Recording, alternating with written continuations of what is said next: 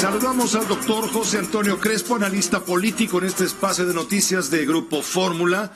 Bienvenido, ¿cómo estás? Buenas tardes. Pepe, ¿qué tal? Buenas tardes. Para comentar con él el mensaje al pueblo de México. A ver, voy a ser correcto. El tercer informe de gobierno al pueblo de México. Sí. Que es como lo tituló el presidente de la República al acto que tuvo ayer en Palacio Nacional, en el Patio de Honor, ante unos 600 invitados, más o menos. Sí. No eran aquellas multitudes de 1,500 a las que convocaban desde Felipe Calderón, pasando por Enrique Peña Nieto, sino fue bastante más contenido lo que se dio el día de ayer en Palacio Nacional. Y sí, llamó la atención que la mampara decía tercer informe al pueblo de México. Con lo cual, Pepe, me parece que lo que quiere resaltar es que él se comunica directamente con el pueblo. Sin pasar por el Congreso. Sin pasar por el Congreso. Por eso explica por qué dio este mensaje antes de entregar, como lo marca el artículo 69 de la Constitución, su informe de gobierno. Para destacar esa misma idea. Él se comunica con el pueblo, no con el Congreso, que a final de cuentas es el representante legítimo del pueblo, en una democracia representativa, pero a él no le gustan los intermediarios. Ni en esto ni en muchas otras cosas, ¿no? Ese es el mensaje que se envió. Eso es una parte. Lo otro que yo destaco es que el segundo informe, que fue el 1 de julio, donde celebró la victoria de Morena, en realidad es un acto partidista, donde un partido celebra su propia victoria, pero un partido completo, y sin embargo ahora lo oficializan como un acto de gobierno. Con lo cual yo creo que lo que están queriendo López Obrador destacar es que el 1 de julio, fecha de su triunfo y de Morena, es un día histórico. Será como un día histórico equivalente a las fechas que marcan el inicio de las otras 3 transformaciones. Dado que esta va a ser la 4ª transformación histórica de nuestro país, pues que el 1 de julio esté al nivel del 16 de septiembre, 5 de febrero, 20 de noviembre y 1 de julio. Entonces, todos los 1 de julio, por lo menos en este sexenio, vamos a tener otro informe al pueblo de México, del presidente de la República. Entonces, hay un simbolismo político en esta idea del tercer informe. ¿Esto de alguna manera aplasta la preeminencia del Congreso de acuerdo con lo que marca la Constitución? No sé si sea una falta legal, como algunos sugirieron ayer, pero desde luego que políticamente es un desprecio al Congreso, por supuesto. Ahora, ya sabíamos que desde Fox, cuando en su último informe no le permitieron entrar al Congreso, pues se inauguró esta otra tradición, lamentable desde mi punto de vista. Del mensaje con motivo del informe. Pero por fuera del Congreso, ya nada más con tus allegados, con tus funcionarios, sin ningún tipo de reclamo, sin ningún tipo de diálogo con los opositores, sin respuesta al informe ni siquiera, y con aplausos cada 5 minutos como lo vimos ayer, pero que también ocurrió eso con Calderón y también ocurrió con Peña Nieto.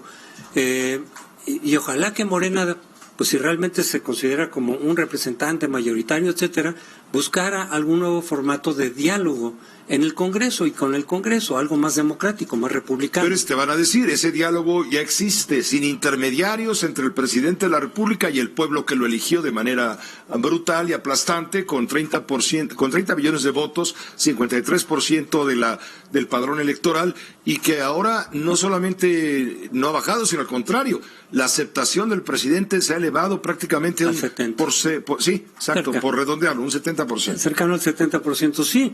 Pero es que también, repito, estamos en una democracia representativa y sería deseable, ya sé que no lo va a hacer López Obrador porque ni siquiera reconoce, digamos, la legitimidad de los opositores. Déjame poner esta pieza que preparó mi compañera Sara Pablo, una vez que concluyó este mensaje en el patio central de Palacio Nacional el día de ayer, le digo, ante unos 600 convocados, estaban representantes evidentemente de todo el gobierno, había empresarios, elementos de las Fuerzas Armadas, algunos directivos o propietarios de medios de comunicación masiva, 600 invitados en general. Así lo escuchó Sara Pablo.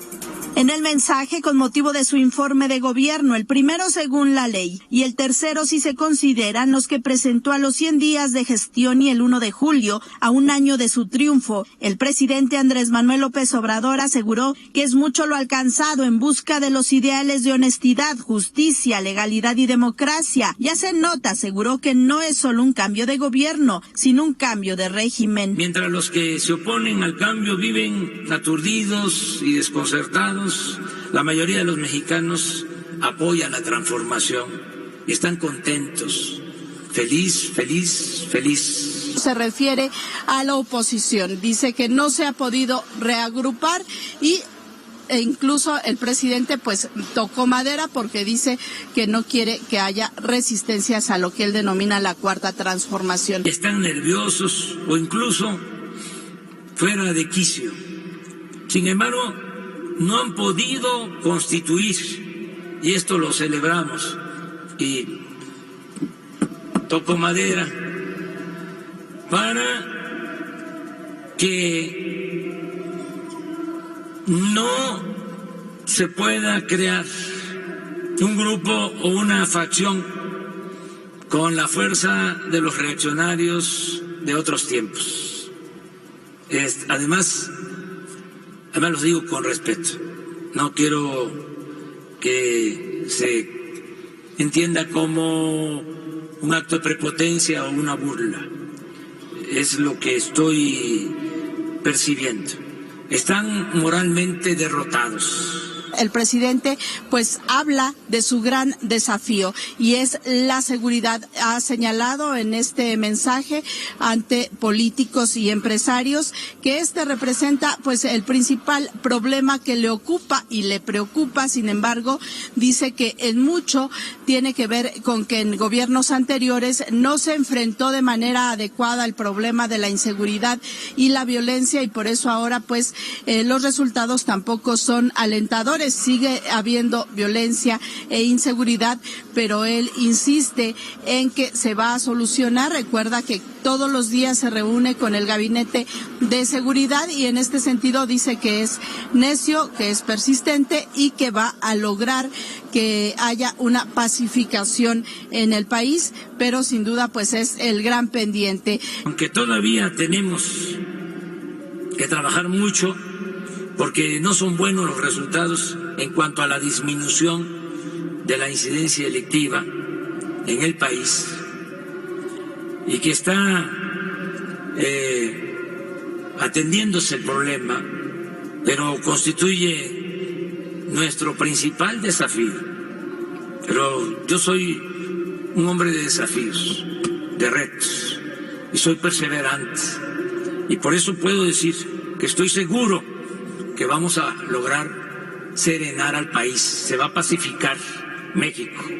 Eso es un compromiso. Para el informe en Palacio se entregaron 600 invitaciones. Asistieron al patio de honor 150 representantes de medios de comunicación. Sin embargo, había algunas sillas vacías. Acudieron empresarios como Daniel Chávez de Grupo Vidanta, Alfredo Harp Elú, Germán Larrea, Carlos Slim, Antonio del Valle, presidente del Consejo Mexicano de Negocios, Carlos Salazar, presidente del Consejo Coordinador Empresarial, estos tres últimos con una mención especial por parte del presidente. López Obrador dijo que existe ya una separación del poder político del económico.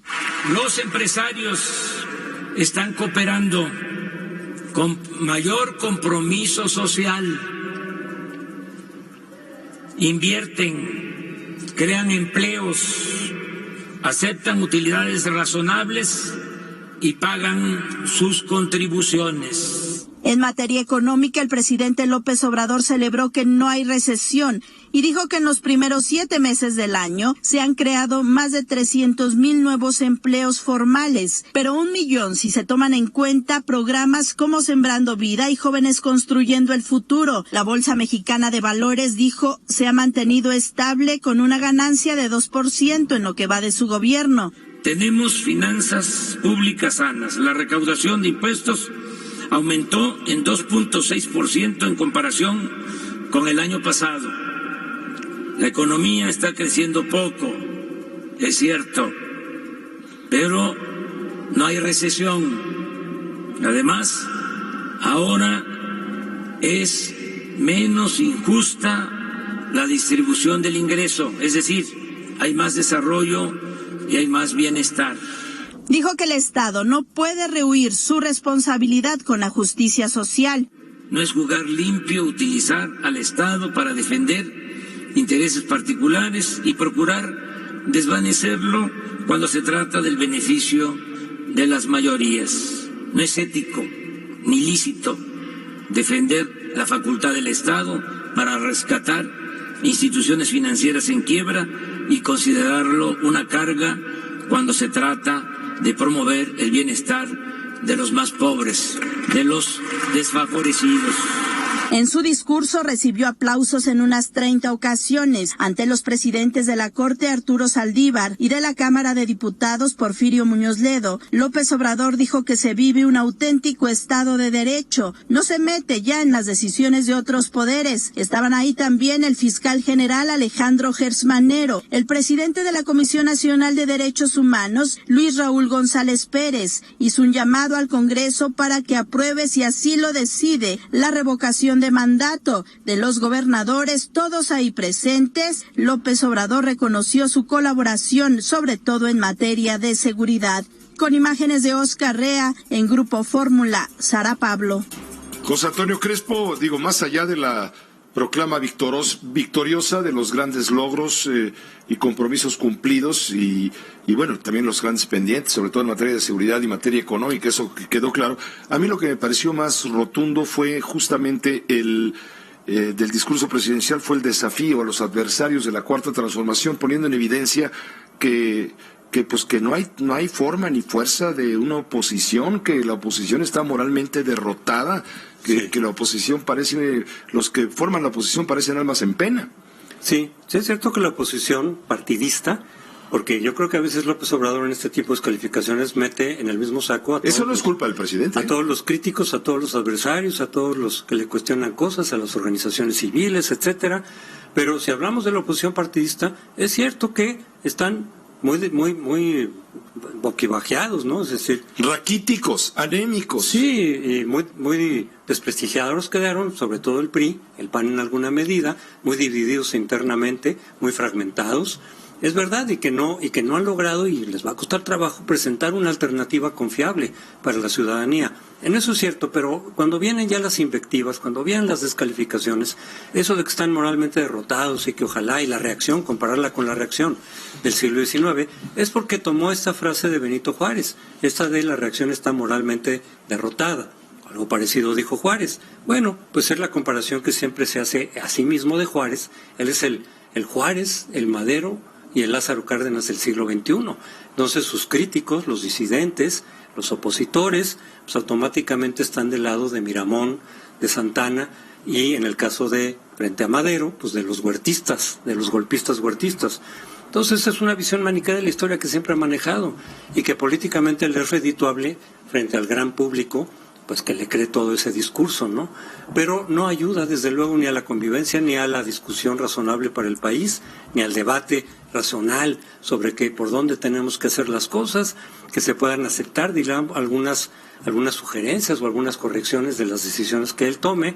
No ayuda a ese ambiente y tampoco a la democracia, porque si tú no le reconoces como interlocutores válidos a tus opositores, a tus disidentes, a tus críticos, pues más bien esto es una situación ya de un régimen que tiende a concentrar el poder y descalificar radicalmente a todos los que tiene dentro de la oposición.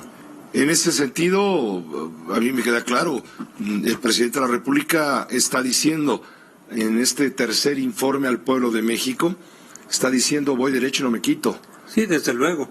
Y él habla también de su tenacidad y de que él es hombre de desafíos. Bueno, esa es la parte de voluntarismo que señaló Carlos Ursúa, por ejemplo, cuando renunció. Es decir, una cosa es que tenga firmeza y convicciones. Bueno, no, lo malo es que cuando tienes tanta firmeza y tantas convicciones, no oyes a otras voces, ni siquiera de tu propio gobierno, como ha ocurrido en algunos casos, el de Ursúa en concreto.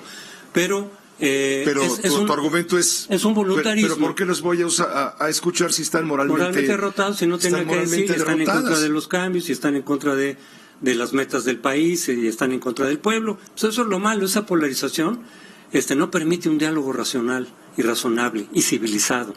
Y eso históricamente nos ha llevado a confrontaciones muy fuertes o a regímenes que cada vez concentran más el poder.